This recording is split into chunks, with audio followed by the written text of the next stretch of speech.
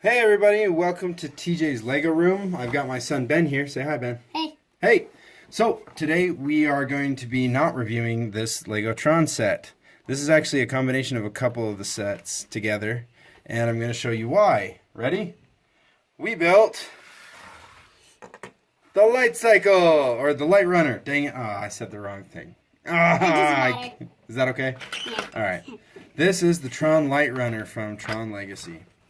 And just to kind of put it up for a size comparison, we've got the actual light cycles and the light runner here. So there you go, size comparison complete. Reboot. Alright, so really excited for this particular vehicle because this light runner is completely playable. So the wheels move, they rotate, and as you can see that in the video, it's very easy to see. It's even got the little light trail on the back behind it. Just uses a simple clip on the back. So we're actually going to remove it. Not the whole back, just the piece. Sorry. All right. Oh. Alright, so it's not the most sturdy build, but you know what? I'm pretty happy with how it turned out. What do you think, Ben? Do you like it? Alright. Well, we're going to go ahead and go over some of the different techniques that we used to get this thing to look the way that it does. Alright. Here we go. Should we start with the wheels? Yeah. Alright. Wheels are actually fairly simple. It only takes 16 parts to make one wheel. Alright, so we have the light cycle dish, printed dish that from the actual set. We kept that. We do keep a lot of the technique. So we use the bar going through to the Technic pin right there. It's just a little nub. And that can fit onto regular studs, you know. I don't know if you're familiar with that, but that can just go onto regular studs. Boop, like that. But we put it in the center and have it stick through. You can see the bar sticking through the Technic pin right there, but it still freely spins, which is kind of neat. It was a neat technique that they used in the actual light cycle. Then we used some of these, I think they're called macaroni pieces, because they kind of look like a little macaroni. See? Oh yeah, that's a macaroni. Now unfortunately the black is hard to see, but if I pull out a white one, you can see. Much easier. Yay, macaroni. This is my macaroni bin.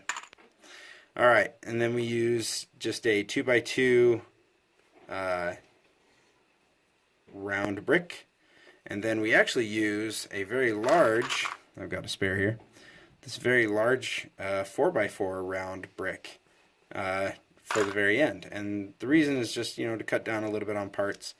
But also, I didn't see a benefit from doing the same technique here on the back. So we decided to leave it there. Oh yeah, trick. So this thing actually is supposed to rotate, and if you look from the top, it kind of connects the two blue lines from the front and the back. And we actually use the exact same technique here. See? Ta-da! Use that same Technic pin with the bar. But in this case, we use just some 4x4 round plates. And then if you notice, I used these new angle piece, these new quarter round tile pieces. The reason I did that, I wanted to really use the 2x2 macaroni tiles, but they don't make them in black yet. So I had to improvise and use that, but it seems to go together fairly well without too much problem. Then of course we just use Technic bricks and other such pieces. There's a little bit of snotting technique for you, those of you not familiar. It's studs not on top. So we have these sideways pieces that I love so very, very much in a lot of my smaller builds. And yep, to get that in. And then we just use some jumper plates on the top to get the sloped piece on there. Now I did not have all of these pieces together. I had to order 2 separate orders on Bricklink because it turns out nobody else in the world has all the pieces that I needed to build this one. I had to order from 2 separate builders. in order to make it work from the pieces that I didn't have. So if you think about it, that's 3 builders. Myself and my 2 orders. Alright, so moving right along, we use a little bit of snotting technique here on the side to get these fin pieces together. So we use just one of these guys, one of these panel plates, a 2x2 jumper, and then one of these bracket pieces. It's a oh yeah, I have words for these angle pieces. I have uppers, which bracket up from the plate, and downers that bracket down from the plate. Obviously, those words are used in other things around the world, but it's just easier for me to keep track of them that way. And then just use a simple wedge plate to get that on the side there. And then from the top, I used these, I don't even know what these are called. Oh, they're arches. So use some of these arches that are, 3 studs high, 3 studs long, kind of a 3x3x1. And use 2 of them stacked on top of each other. And that's the heavy snotting technique that I used here. Studs not on top. It's because this curve goes all the way back, all the way along the side to form the shape of the back. Now, like in the movie, these wheels can fall down. Not fall down, but be placed down to give it kind of an off-roader feel. But without making the wheels bigger, I didn't think it looked that great, so I usually just keep it in the lowered, sleeker position.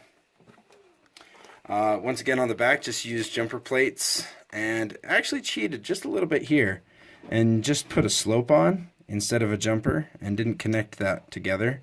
Sometimes you can see it, but most of the time it turns out pretty good. So all the wheels are made exactly the same. The snotting technique on the side, you can actually see from the bottom, these are actually the upper brackets that I mentioned a little bit before, except these are the double upper. These are the double upper brackets. And so if you think it only goes up 2, and then this whole upper section, this final third section, third row, is completely floating off of the bracket. But it gives us plenty of room for our characters in there. Then we just use some 2x4 slopes to get there. Just did a little bit of interesting work on the back. I couldn't find a lot of pictures of the back end of the ship, interestingly enough. So I ended up having to get a little creative on the back, especially with wanting to attach the little light trail behind it. So sorry for having issues here. I did add this little piece on the side. I'm not super happy with it yet, but like I had mentioned in previous videos, I'm getting ready to move, and so I'm trying to complete these things as quickly as I can. And I'll solve some of those issues later. But one of the things I am pretty proud of is the ability to get both of the minifigs in here and actually have a hinge so that we can pull our minifigs out. So we've got Sam Flynn from the Tron set, the Lego Ideas Tron set, and quorra. Oh, come on, just come out. Her hair keeps falling off, which is why I got to wiggle her out. Her hair comes off first. So, and quorra from the Tron set are in there. Now, one of the pieces that I'm super excited about, that I absolutely love, is this piece right here. It's a triple plate with a double jump. So it's a 3 wide that turns something into a 2 wide. I think that's such a cool piece. I actually used quite a few of them down here. So I used one up at the front to jump, and then for their seats, it gives us a perfect platform to put their seats in.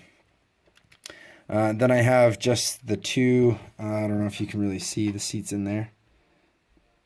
Not really, so I'll break it apart so you can see it. No, I'm not going to do that. So if you look, I actually do have some made seats in there with headrests, which is kind of fun.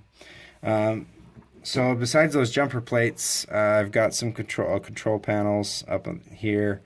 When watching some of the videos on YouTube of clips of the movie, it looked like there were a few things she could control from there. So I included those.